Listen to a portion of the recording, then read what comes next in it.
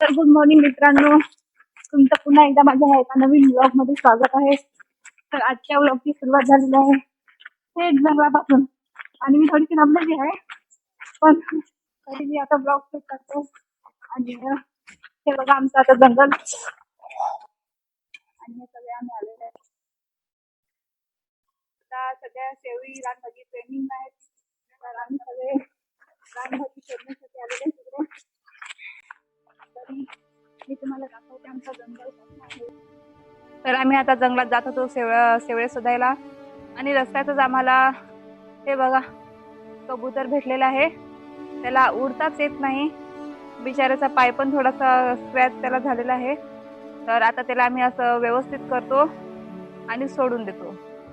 हे बघा किती छान असं आहे, पण त्याची सध्याची अवस्था खूप बेकार आहे. आणि आता तसे पक्षी मारायलाही भरपूर येतात आमच्या जंगलात. आता आम्ही त्याला सोडून देत आहेत व्यवस्थित.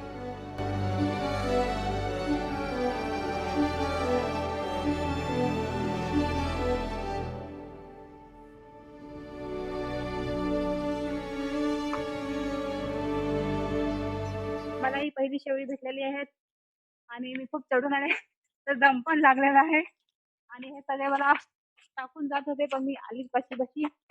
आणि अजून आपण पुढच्या दिशेने जाऊ. तर मित्रांनो, सध्या मी जंगलाच्या मध्यभागी आहे, आणि तुम्हाला पक्ष्यांचा किलबिलाटाचा आवाज येतो की नाही येत माहित नाही, पण मला तर भरपूर येतो त्यांचा चिवचिव किलबिल. आणि खूप असं इथं मन शांत होऊन जातं. तर कधीतरी तुम्ही पण जा फिरायला, ट्रॅकिंग करायला, किंवा असं नुसतं फिरून तरी या, मनाला खूप शांती भेटते.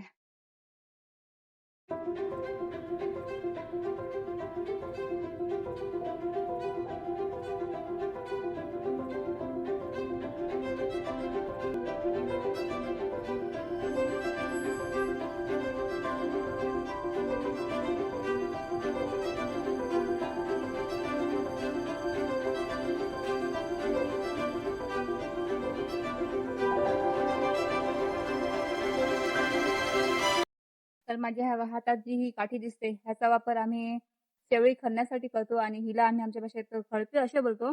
तर चला मी तुम्हाला दाखवते आता ह्याचा वापर कसा करतो ते. तर हे जे शेवळ आहे, हे अशा प्रकारे खणण्यासाठी आम्ही वापर करतो. खणाचे पण दगडा आहे. आणि शेवटी मग आम्ही अशा प्रकारे आत घालतो, आणि मग ते अशा प्रकारे काढतो. अशा प्रकारे आम्हाला अजून एक शेवळ भेटलेला आहे. ते पण आता आम्ही करू द्यावं लागतं. आणि हा एक्सपिरियन्स तुम्ही पण घ्या कधीतरी, वर्षातून एकदा तरी असं फिरत जा. कारण की फिरण्यात जी मजा असते ती खूपच वेगळी असते. काहीतरी नवीन एक्सप्लोअर करायला भेटतं, काहीतरी नवीन असं बघायला भेटतं. तर हे बघा पडायला पण भेटतं, सगळ्यात गोष्टी आपल्याला अनुभवता येतात. तर तुम्ही पण एक ट्रिप नक्की करत जा वर्षातून.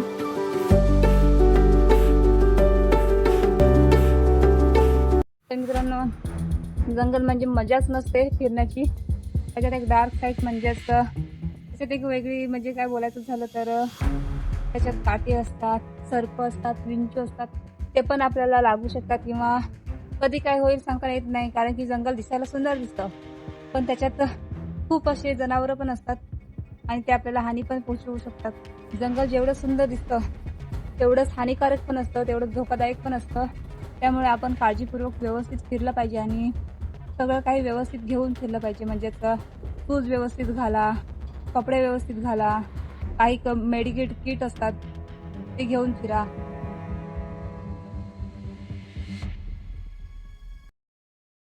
तर मित्रांनो, शेवळू खणता खणता मी कांदा सकट काढलेला आहे, म्हणजे कांदा सकटच ते निघालेला आहे. आणि हे बघा शेवळूचा कान कसा असतो, हे बघा.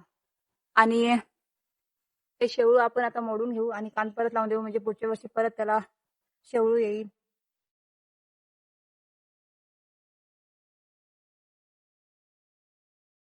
तर आता आपण पुढच्या शोधात निघू.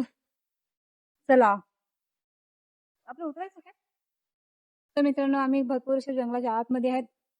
पण आपले आदिवासी बांधव बोलतात ना, तर एवढ्या जंगलाच्या आतमध्ये पण ते शेती करतात आणि इकडेच राहतात. काही इकडे झोपड्या पण आहेत, मी तुम्हाला पुढे दाखवते. तर ही बघा, इकडे झोपडे आहे. ह्याच्यात आतमध्ये पण इकडे माणसं सगळे जेवण वगैरे सगळं करून आणि इकडे शेती करतात. तर खूप प्रश्न पडतो ना, विदाऊट नेटवर्क, विदाऊट टीव्ही वगैरे, एवढ्या माणसांच्या सानिध्यातून लांब असून ते इकडे जंगलात राहतात. आपले आदिवासी म्हणजे आपल्या आदिवासी माणसांची जी खरी खूबी आहे ती म्हणजे ही तिथे जंगलात कसे राहतात आणि आपला उदरनिर्वाह कसे करतात ते ह्याच्यातून आपल्याला आता पण बघायला भेटतं. तर इथं आम्हाला हा जंगली प्रकारचा सुरून भेटलेला आहे. हा बघा, सुरणाचं फुल हे, ह्याची भाजी पण केली जाते. ह्याची म्हणजे की आपल्या घरचे सुरून असतात त्याची, त्या फुलाचं आम्ही भाजी पण करून खातो. पण हे जंगली सुरून आहे. तर आता आपण पुढच्या दिवशी परत निघू. बोला सगळी म्हणली. तर मित्रांनो, माझ्यासोबत हा बघा आमचा गोलू पण आलेला आहे. आणि हा बघा एवढा छोटासा आहे तरी पण आमच्यासोबत फिरतो जंगलामध्ये. तर तुम्ही पण आपल्या मुलांना कुठे कुठे फिरवा, कारण की आताची मुलं फक्त नुसतीच मोबाईल घेऊन फिरतात, कुठे जास्त काही फिरत नाही. तर त्यांना थोडंसं ट्रॅकिंगचं शिकवा, जंगलामध्ये फिरायचं शिकवा. बोलू, किती शेळ्या गवसलीस? आहेत, पक्षी पण ठेवायला आहेत. हे बघा,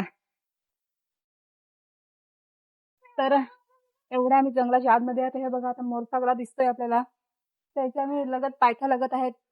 आणि हे इथं पत्र्यांचं घर आहे. तर असेल कोणीतरी वाट, पण ती आम्हाला माहित नाही. आणि त्याच्या ह्याच्याने बघा ते पत्रे आणले आणि त्यांनी व्यवस्थित एक घराचा आकार दिला त्याला. आणि इकडे माणसं किती आनंदाने राहत असते. खूप वजन पत्रे त्यांनी एवढ्या लांबून आणले असते. तर आता थोडीशी डोंगरी बाकी आहे. आम्ही मोरसागराच्या भरपूर अशा जवळ आलेले आहेत. आता मी तुम्हाला थोड्याच वेळात दाखवते मोरसागरा कसा मस्त असा त्याचा नजारा. पुढे काय घडलं, आम्ही किती शेळी शोधली आणि मोरसागराचा नजारा बघण्यासाठी नेक्स्ट पार्ट नक्की बघा.